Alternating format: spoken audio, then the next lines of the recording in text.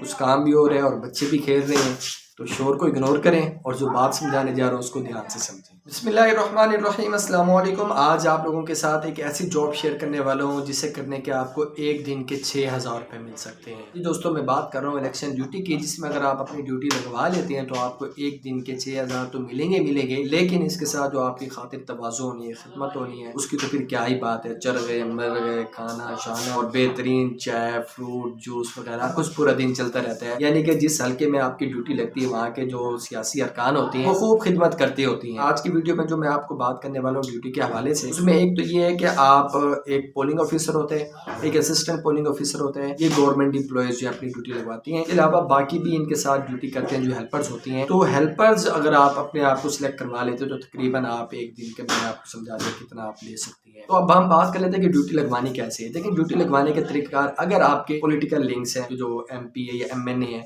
वो डायरेक्ट आपको जानते हैं तो भाई आपकी मिनटों सेकंडों में ड्यूटी लगवा सकती हैं, इसमें कोई हर्ज वाली बात नहीं है। वरना आप जहाँ पर इलेक्शन का सिस्टम हो रहा है आपके इलाके में, वहाँ पर जाएंगे और उनके जो लीडर्स हैं, वहाँ पर जो बड़ा बंदा होगा, उससे आप जो है कहेंगे कि मैंने इसके अंदर ड्यूटी लगवाना चाहता हूँ, तो मुझे इसके लिए क्या तरीका होगा, क्या स्टेप्स फॉलो करना पड़ेंगे। तो इलेक्शन कमीशन बाकायदे एक फॉर्म भी जारी करते हैं। अभी फॉर्म तो इशू नहीं हुआ, अगर फॉर्म इशू होता है अप्लाई करने वाला, आप डायरेक्ट वहाँ पर अप्लाई भी कर पाएंगे और फिर इलेक्शन कमीशन सेलेक्ट कर लेगा जिन जिन बंदों की सिलेक्शन होनी होगी। लेकिन अगर आपके पॉलिटिकल फेवर हो तो फिर आसानी से आपकी सिलेक्शन हो सकती है। अभी आप लोगों ने क्या करना होगा, इसके बारे में मालूमात आप अपने ही एरिया में खुद लेंगे जो पॉलिटिक्स के साथ मुंसलिक होती हैं, सियासत के साथ। भाई इलेक्शन के अंदर ड्यूटी कैसे लगवाई जाती है, क्या तरीकाकार होता है, या फिर जो पहले इलेक्शन के अंदर ड्यूटी कर चुकी हो, गवर्नमेंट एम्प्लॉइज हो, आपको पता है कि वो पहले पोलिंग ऑफिसर या APO सिलेक्ट हो चुकी हैं और अब भी वो ड्यूटी लगवाते होती हैं अपनी, ऑटोमेटिकली आप उनके साथ जाके मिले तो वो जरूर आपकी हेल्प कर सकती है कि कैसे आप इन इलेक्शंस के अंदर अपनी ड्यूटी लगवा सकती हैं। ड्यूटी लगवाने पर आप लोगों को मैंने बाकी समझा दिया, सिर्फ सैलरी नहीं मिलेगी शाम को 6000, बल्कि बाकी भी आपकी बहुत सारी खिदमत होती हैं। इसके अलावा इलेक्शन कमीशन के बहुत सारे सर्वेज भी चलते रहते हैं। ये जो मर्दमशुमारी होती है, चाहे अरसे बाद हो, लेकिन और भी इस तरह के छोटे मोटे प्रोजेक्ट इलेक्शन कमीशन के चलते रहते हैं। अगर आप अपने आप को ड्यूटी में सिलेक्ट करवा लेते हैं, इलेक्शन कमीशन के बाकी प्रोजेक्ट्स हैं उनमें भी आपकी सिलेक्शन हो सकती है, और वो तो फिर